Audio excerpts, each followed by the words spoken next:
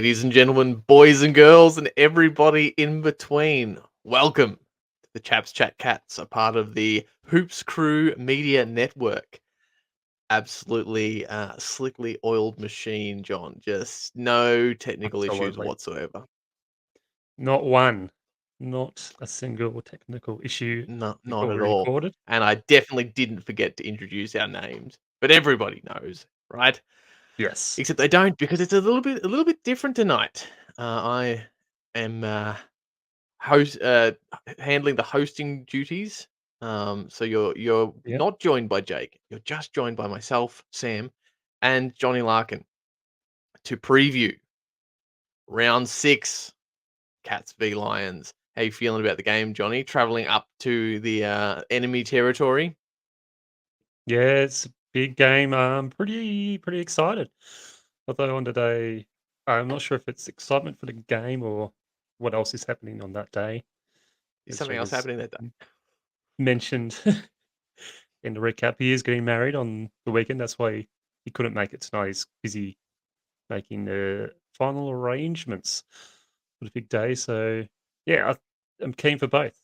Bit more keen Yeah, for the wedding, but pretty it'll be keen for good. this game as well. It's a win-win-win really for us, and we're It in a is. blessed situation because we're going to be having a good time and in amongst frivolities. So if the Cats win, it's just absolute icing on the wedding cake.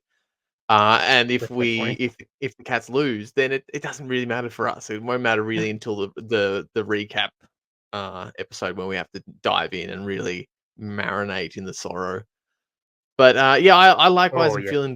feeling pretty good. Like I think we're in a really good position where, you know, we've banked enough wins, regardless of what people want to take away based on quality of opposition, etc. Yeah. But a lot of people want to say, "Oh, who's inside and outside the top 8?" And at this end of the year, does it like it's so hard to use that against a team. Like, you know, Really is. you can't really call someone that's in the 8 in round 2 like a top 8 side necessarily because at that point it's all just down to such fine margins. Yeah, So I think as people say, you can only judge people either on the last game or in terms of, like, what the media goes by is what they predict teams to be. And, a lot of people have been saying, "Oh, the Cats no good. They haven't played anyone in the top 8 yet." And you go, "Well, yes, that's technically true. We haven't played anyone that's been in the top 8, and I don't think the Lions are even in the top 8 at the moment." But no, so we still at the end of the we still won't have. still haven't. We still No, haven't played anyone inside the top 8, but we know the Lions are still a really good team. Like the Saints, when we played them, they were gearing up for a finals appearance this year. Same as Adelaide, they were probably meant to be playing finals this year, and they still could. Same as the Dogs. The only team that has no real chance of making finals is the Kangaroos. So it's hard to tell early on, yeah, and you can only yeah, judge people off the last few games. And I still rate the Dogs high, the Crows high, and the Saints high because you know we struggled against them last year for obvious reasons. But you know, it is what it is. I still think they're a really tough competition, and especially where the Cats are progressing and going to as well with a fairly young midfield in the last couple of games. yeah, for sure. Speaking of the fairly young midfield, seems like a good time to transition to the teams. Have you got the lineups handy, Johnny? I do. So it's some big names coming back in for the Cats. So the ins are Jake Kolodjasny, Patrick Dangerfield, or P Daddy as we like to call him, Tom Hawkins, and Toby Conway comes in. Going out is Connor O'Sullivan, which I think everyone pretty much saw coming. Yep. Getting one game in, see how he goes, give him a rest. He's been omitted. Zach Tui is managed. Shannon Neal is omitted alongside Reece Stanley, who's managed. So I think the one that took me by most surprise was Reece Stanley. I wasn't really expecting to see Toby Conway make it back into the side this fast, but it's also good that he made it back in from VFL game is what I'm hearing. Is he dominated in the VFL? So why not bring him back in for a big Mm. test? Did he have? Sorry, did he have 2 weeks off?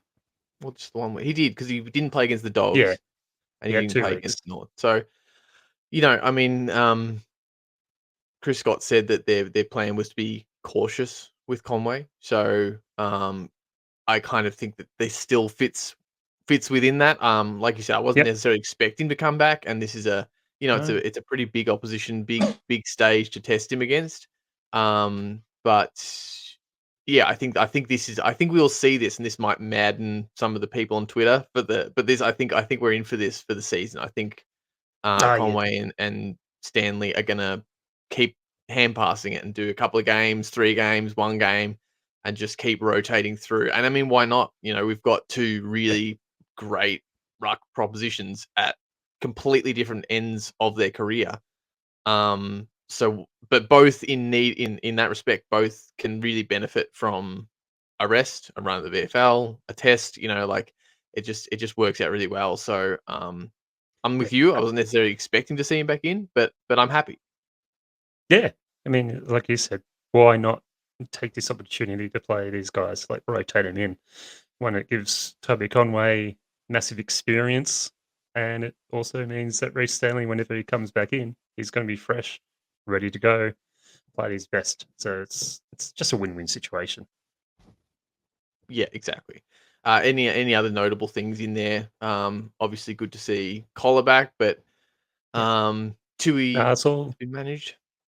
Tui's been managed, so Kohler comes back in for him. Yeah, it's all pretty much stock standard, really. That's what you expect. I was expecting Neil to make way for Dangerfield, Hawkins, Hmm. and Sullivan. Yeah, like as I said, he's played his 1 game, given week rest to get that fitness or whatever back up. I don't know, traveling as well against a really tough opponent. You, you sort of want to get your best side in for that, and Colin Sullivan go back to VFL and hopefully dominate there and make his way back into the senior side sooner. Mm. Who do you see being the emergency? But at the moment, they've got Neil, Hmm. O'Sullivan, and Stanley. I reckon Yeah. Neil. wouldn't surprise me if O'Sullivan is Okay. the sub. I think Hmm. did I take the sub from the emergency or off the bench? I can't remember. I'm not sure. Uh, I think it's off the bench yeah. Okay. and Yeah. not the sub. Yeah. So yeah, it'd be interesting if they do make a late change. I don't see it happening. I don't really You see can't see. an obvious one in there that would No. be late to be brought in. Really. The only Um. one that I could possibly seen it being a very laid out, which is this is probably very highly, extremely unlikely, would be Dempsey. But even with the emergencies they've got, there's no one really to cover what he does. Yeah. So No. yeah, Yeah. I don't. I think everyone. I think if if Rowan was healthy, I think we might be more likely to see Dempsey Yeah, or even potentially Ollie Henry get a week's rest. yeah. But I think with the squad as it is, I think yeah, I they're think not it's going to do anything gonna be too pretty tricky. set. No, Yeah. So how are you feeling in general about coming off the game against North? No disrespect meant to North, but as a lot of the media have sort of said, some of the Cats players have had tougher training sessions. Do you? BJ can say that as well. I know there's really 2 clearly defined camps. People that love their team to come off an easy week or a bye or something like that because they think you're fresh, you're rested, you're ready to go. And then there's other people that don't like it, that they think you're going to be Yeah. sort of lagging behind and not quite up to pace. Obviously, the reality can be anywhere between the two or in the middle. But how are you feeling about this one? Do you like that we've had a bit of a cruisy since doing those, twin trips to Adelaide and a 5-day Yeah. turnaround, rah, rah. Do you like that we've had that easier week? I think it will definitely benefit the team just having that game at home. Sleeping in their own bed for a few nights in a row as well helps. Getting back with the family helps. So I think it will be a big benefit for the cats. Yeah, I think confidence boosting as well. for the whole team. That midfield for continuing to play really well throughout the game, and especially for like Tyson Stengel, Myers, all that. Close, although he didn't get a lot of ball, he still kicked 4 goals. So I think it's just a good confidence booster for the team, and especially I think Brandon Parfitt as well. I think like that was definitely his best game, and if he does it against like easy to do against North Melbourne, but it's just getting also that confidence and continuity in to the team, and none of them slacked off throughout the entire game. So I don't see it as a hindrance or a downplay of their skills or anything. I just thought it was another good step forward to know that when they've got a chance to put bury a team, they did take that chance. So I think it's just they just take it week by week. I don't think they go out going, oh, this is going to be a weaker team than us. We shouldn't play our best, put our full strength or play our best. I think they just go out there and go, let's play the game we play. Yeah, So I think, and then a good follow up as well against Brisbane. That I think that's how a lot of teams would like to do it, is have a fairly straightforward game against a team that's completely opposite to where you are on the ladder, and in terms of building for a premiership push, then going to a team that is in that same window as we are. It's going to be tough. It's going to be physical. I think the boys will be fresh and they're going to do it all. And I'm feeling pretty confident as each yeah. week as a Cats fan. Like, I think. Well, that's it. Yeah, such is the blessing of being a Cats fan. You can be pretty confident yeah, most weeks, really, uh, that you're at least going to be in with a chance. Even last yeah, year, when things weren't really going our way that often, you still had this just general sense that it was going to come good at some point. Um, yeah. You the just thought eternal Jeremy optimism Cameron's there. going to turn it on. Hawkins That's will it. turn it on. Yeah, Dangerfield will turn it on. There's hoist the there's whole so thing on many their players. shoulders. I think it's a good point you raised though about I don't exactly can't exactly remember your wording, but basically that you know alluding to the fact that we were pretty ruthless, like we did come up against North Melbourne and whatnot. But I think it's true that certain Cats outfits may not have been that ruthless in the past. Like I think it's something that we talked about as far back as 2021 when we're doing the podcast.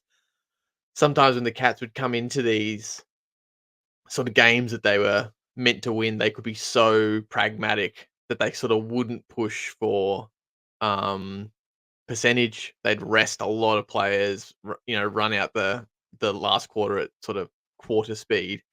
And I totally get that and totally appreciate that. Yeah, But the difference with this team this year, to me, that feels a little bit closer to the back end of the 2022 team is that they don't really take the foot off the gas as much. They're still pretty clinical and pragmatic about where their effort goes and when.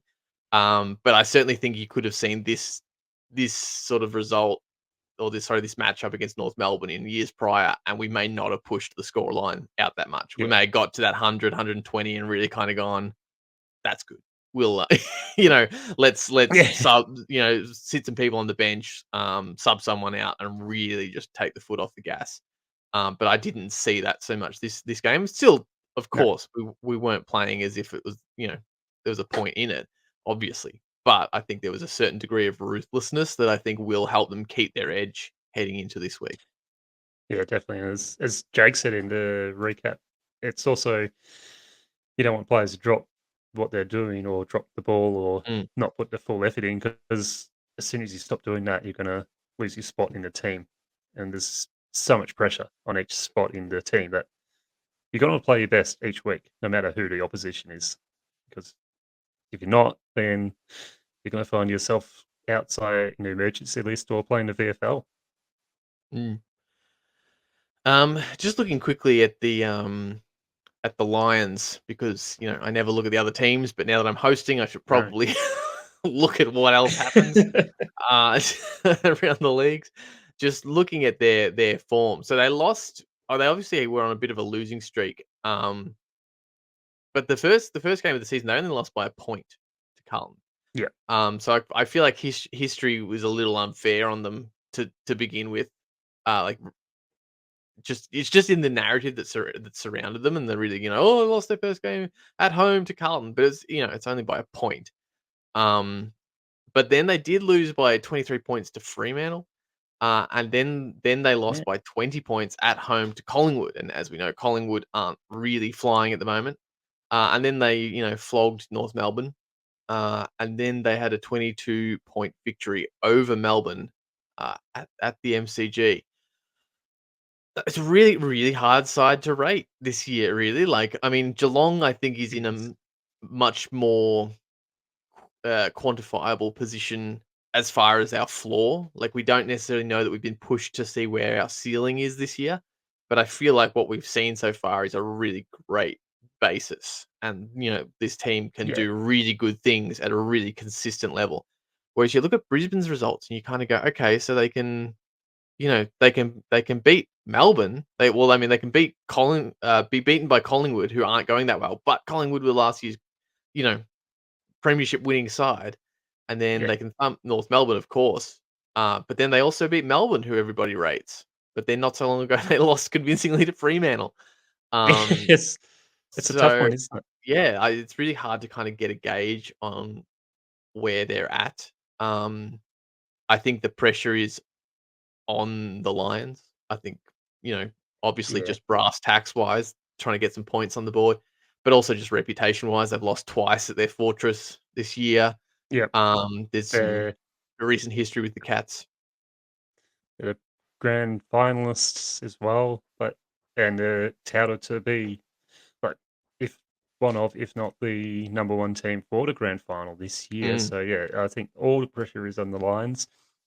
Not so much the Cats, as the Cats weren't tipped to make finals this year, tipped to drop out yet again and mhm. struggle to win games. So yeah, I do agree that Lions will have the majority of the pressure, which makes sense where they are and what they're aiming to do.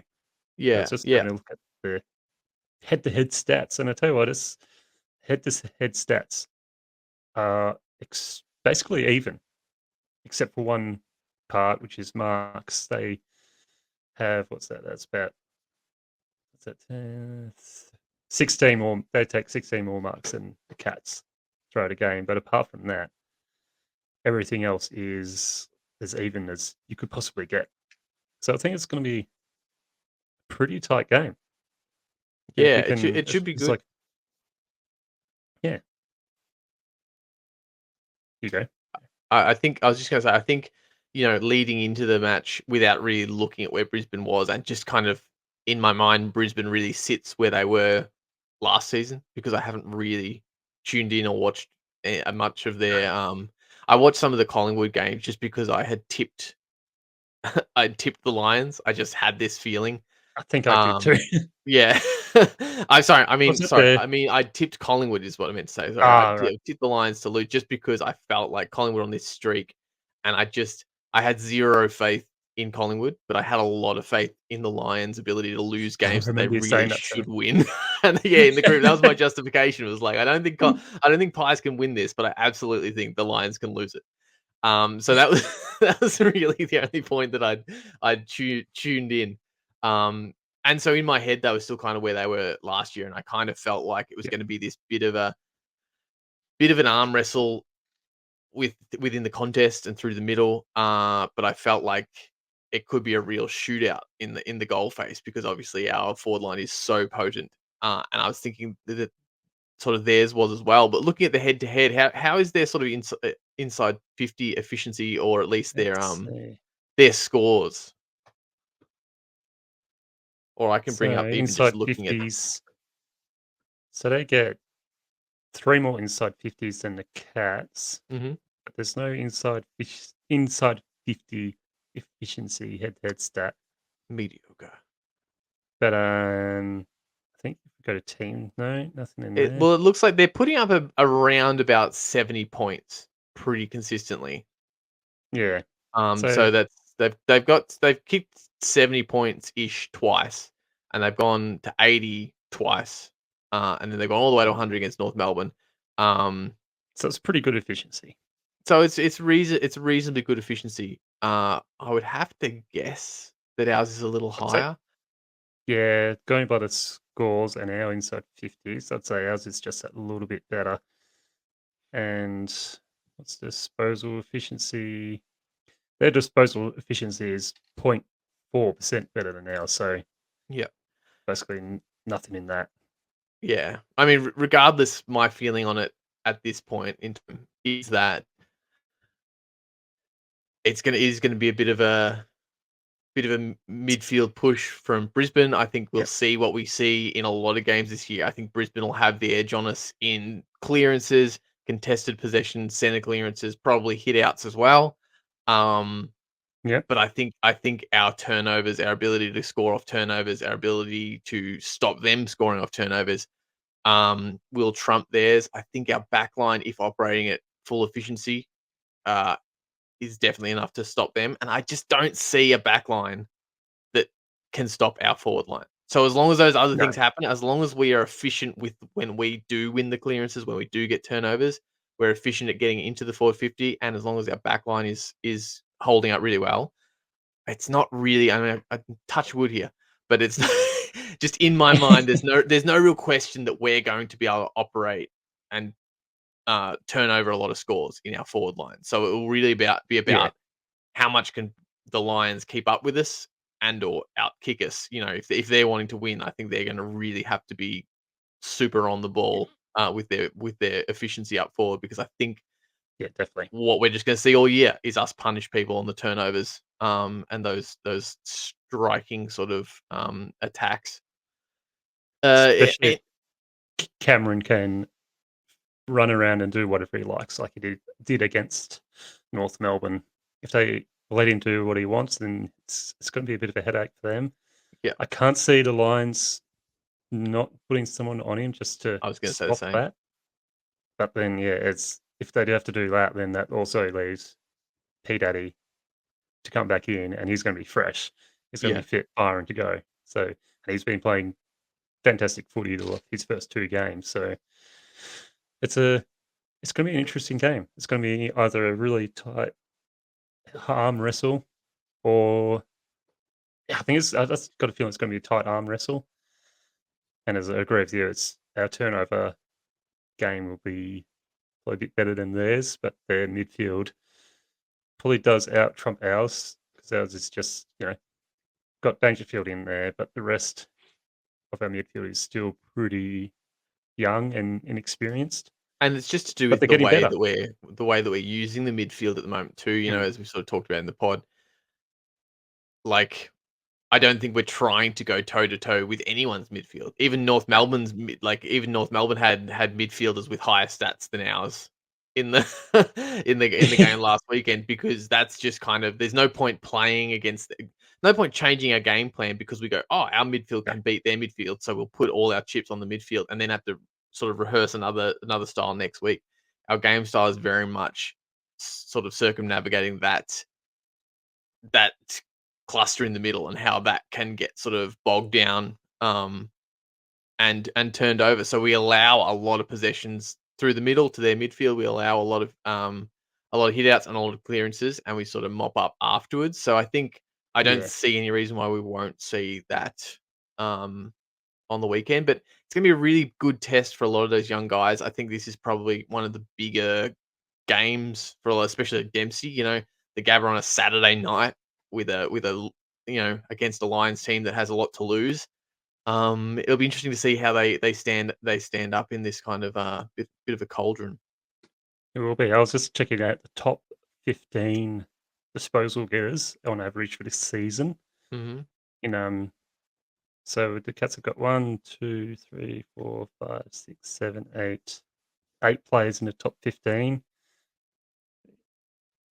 Then Lions have 7, but the top 5 is all Lions apart from Dangerfield in the top 5, and then there's whole heap of Cats, and Hmm. then a couple of Lions there. So We fill I up that believe that middle, we fill up that middle. the Our middle of the highest table. disposal getter is Patrick Dangerfield. He's averaging 24, and he's played less games than every other Cat. So there's another big area of where the Cats aren't focused on the midfield. It's more of let them use the ball as much as they want Mm, and let the best players get it, but we're going to turn it over. We're going to yeah, spread out the ball around to all the players. and punish you that way, like they did against the Dogs. I They think did it that yeah, against I the think Roos. we've done it against pretty much every team, but I think that you're right. I think Mm, the Dogs is the textbook example because they are such a good midfield and they got like career high numbers, nearly record yeah. breaking numbers for three different players and still weren't able to take the game away. I think that's a textbook example of not necessarily the whole game and all the whole field, but in terms of how we operate through the middle and how we allow the opposition to operate at the moment. I think that one was pretty yeah, a pretty about as perfect an example as Yeah, you could get because you go look at the amount of numbers they're getting, and yet still we're you know winning where it counts, and that is on the yeah. scoreboard. We're at the 25-ish minute mark. Anything you want to add? Any final thoughts before we cross over behind Um, the silken veil of the Patreon? no, that's just as I said, really looking forward to it. Oh, here's another good talent stat. I'll just do this Throw it at one me. more. One, so it's one, 6. eight. So for meters gained, top 15, there's 1, 2, 3, 4, 5, 6 Lions players in the top 15 for meters gained. The rest is all Cats. Yeah, In the top 5, and there's only 2 Lions in the top 5, yeah. and the Cats, and then well, basically the rest is just Cats. So that's It's another a good damaging. stat Not in the a Cats not a favour. not a high number of disposals, but damaging disposals. Yeah, and again, And just those, yeah, Patrick long. Dangerfield's leading the way with nearly over 50 more meters gained than the next best player in Max Home. So with Yeah, having Dangerfield back is going to be a massive boost, I reckon. yeah, for sure, absolutely. I was gonna say like it's like long searching balls, but it's really not that because it's this really nice middle ground of pretty controlled, pretty percentage based kicks that we can hit, but not so short that we're just like slowly chipping it around up the field. So it's not chaos football where it's absolutely slogged forwards. But it is, it's long reaching and it's really damaging and it's exciting to watch too. And Mm, it's so fun to watch because this is the early stages of it. You know what I mean? Yes, yep. you take away what you want from us for the quality or the ladder position of the teams we've played, but this is early days of really fine tuning this system that we've sort of been tweaking for a while. So Yeah. you kind of get the And sense that it's only upwards from here. absolutely, especially with the young players that Cats don't have in the team. Um, something to come out and prove everyone, yet again wrong that the Cats can miraculously find all these senior guys, but then have this whole list of young guys in the background who no one ever hears about and make them stars. So it's really exciting to be a Cats fan. It's really exciting to see where they're going and not have these like top 5 draft picks having to get them and proving that you don't need to go to the draft if you've got a good, strong culture. Absolutely. And speaking of Cats fans, thanks for joining us, everyone. Thanks for listening, or Absolutely. however you're coming across this podcast. Thanks for supporting us. Follow and like and all that stuff. I don't have the spiel down the way Jake has it, but however you're listening or Hit that viewing thumbs or up. thumbs up, subscribe, Patreon, free 7-day trial, all that rubbish. Yeah. And good, and We hopefully care. we'll be back in your ears with a glorious recap of a win. But we'll be back regardless. Until next time, Yeah. go Cats. Go Cats.